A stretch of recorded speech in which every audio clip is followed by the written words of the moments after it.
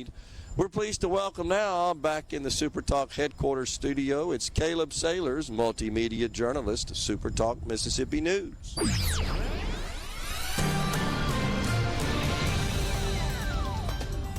What's going on, Gerard? What's happening with you, Caleb? Tell us about it, man. Are you warm enough out there? It's a little chilly, not all that bad because the wind isn't too strong. It's when that wind kicks up. And we've got an easel with a poster on it that for the Mississippi Food Network with a QR code that a person can scan to see how they can help out. It was a little close to Dr. Dobbs during his interview, and so it fell right into his lap during the interview. That's good. But we were able to recover pretty quickly. We're doing good. What's going on back your way? Yeah, I had a relative actually in the area, and I told him, come by the Kroger and see how the setup looks. So I had someone staking out y'all's setup out there. Okay. Shout out to my cousin Thomas, who was in the area. But the biggest story that we've covered this week, Gerard, is the trial of Timothy Harrington Jr., who was he was on trial for the alleged murder of Jimmy J. Lee, a former Ole Miss student who has not been seen since 2022. J. Lee was declared legally dead earlier this year, about November, I believe.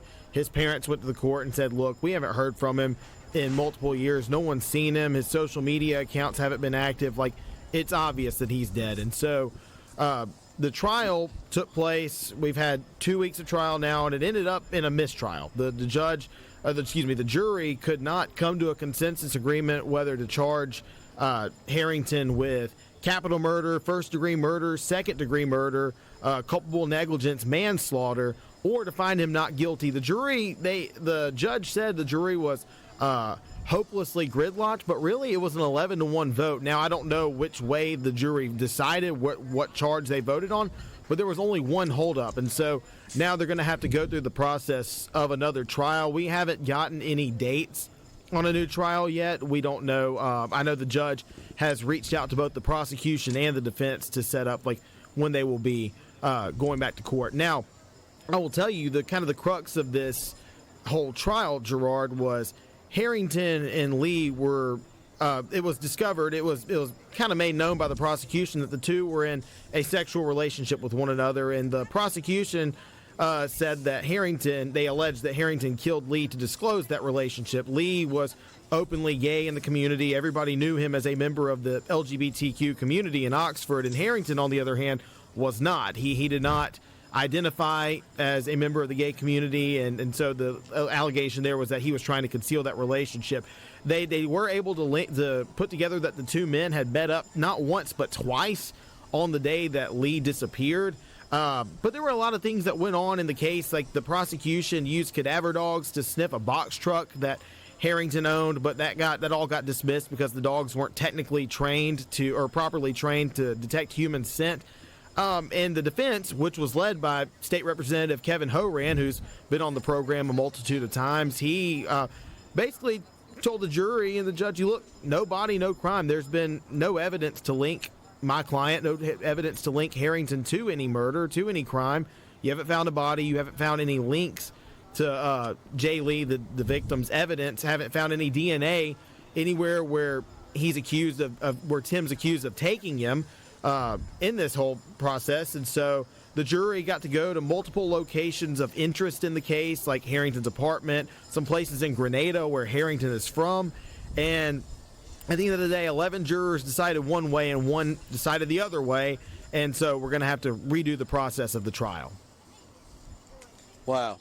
Yes, big story. And I don't think that this thing is over. I think we're going to it'll go back. Coming out here. It'll go back to trial, and more will come out. And there's a lot more to unpack, Gerard. I just kind of gave you the Cliff's notes, and I recommend anybody looking to know more about the case and what happened. We've thoroughly broken it down at SuperTalk.fm, so that's the place to go. SuperTalk.fm will give you all the information on this case. There's just so much to uncover.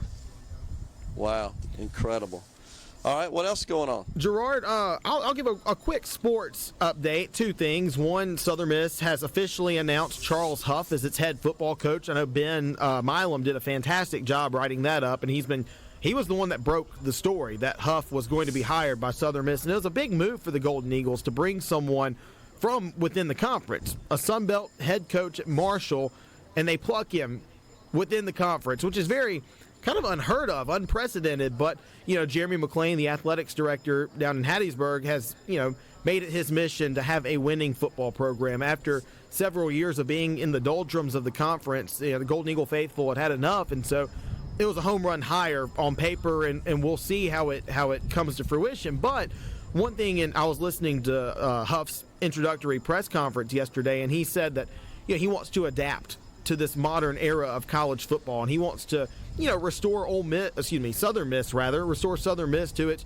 traditional glory, which we know Southern Miss as having legends, right? Ray Guy, Sammy Winder, Derek Nix, plenty of Golden Eagles that have been legends, and even recent ones like Nick Mullins, and he wants to restore them to that glory. But in order to do that, you have to get on board with NIL. You have to get on board with the transfer portal, and you got to find ways to adapt to the modern era of college football, and that's what he's pledged to do to Golden Eagle faithful. And so I think it was a good hire. I think it'll definitely be, I think the Golden Eagles, the only way they can go right now is up from where they've been. They went 1-11 this past season and haven't had a winning season in, I believe, 5 or 6 years. And so it's a good breath of fresh air. And, with newness always comes a sense of excitement. And speaking still on Southern Miss, basketball tomorrow, the Golden Eagles and Rebels will be taking on one another in the Gulf Coast Coliseum. We had Rebel head coach Chris Beard on Sports Talk yesterday, kind of telling the fan bases, y'all come on out to this game. I went to the game last year. This will be the second year in a row they've played this game in the Coliseum, the Coast Coliseum, and last year it was about half full. And a month ago, Gerard, Ole Miss played a neutral site game in South Haven at the Landers Center, and it was maybe 25% full. I mean, not good crowds for these neutral site games, and so both coaches are really, really, really wanting their fan bases to show up in full force tomorrow. And look, we've got some bowl games. The Celebration Bowl, Jackson State will be playing tomorrow, and I encourage everybody to watch that. I'll be watching that as much as I can, but if you're down on the Gulf Coast, go to the basketball game. I mean, if you don't have anything else to do, there's no good reason not to go, and there's not really any huge conference championship games or big football games aside from the Celebration Bowl that should keep anyone from going. So that's a couple of things on the sports front. Another big story that we've been tracking this week is an inmate escaped from Parchman on Monday. His name was Gregory Trigg. He's been incarcerated on a multitude of charges ranging from kidnapping and having stolen property. And, well, he was able to escape and abscond law enforcement and get to Oklahoma. They found him in Tulsa, Oklahoma on Wednesday night. And the Mississippi Department of Corrections says they'll be releasing more information, so we don't know who called him, when specifically he was captured or where specifically. We do know it was in Tulsa, Oklahoma at a hotel, and he had been, 2 days on the run and able to flee across multiple states, but he's finally brought back into custody, and I believe will be extradited back to Mississippi here soon. Wow.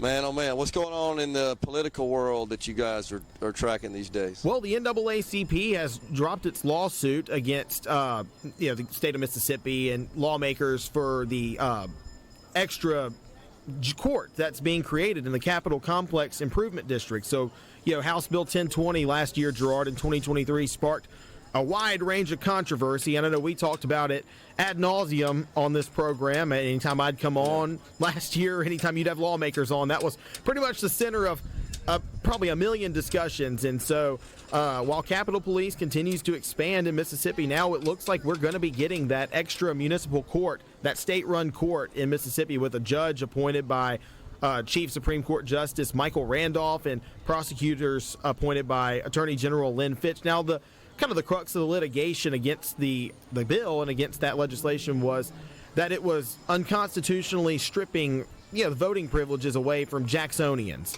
And, wow. The Judge Henry Wingate was listening, and things kind of turned a corner, and the NAACP said they had heard enough, that they believe the state's really not trying to unconstitutionally strip anyone of their rights in Jackson. And there's been protections for Jacksonians was what the NAACP said. Again, more information there can be found at supertalk.fm. Gotcha. All right, Caleb, appreciate you coming on and giving us a wrap up there. Thanks a lot. Absolutely, Gerard. We're stepping aside for a break, coming right back with Dr. Charles Beatty, the CEO of the Mississippi Food Network. We're at the Mississippi Medical Association and the Mississippi Food Network's food drive at the Kroger on I-50.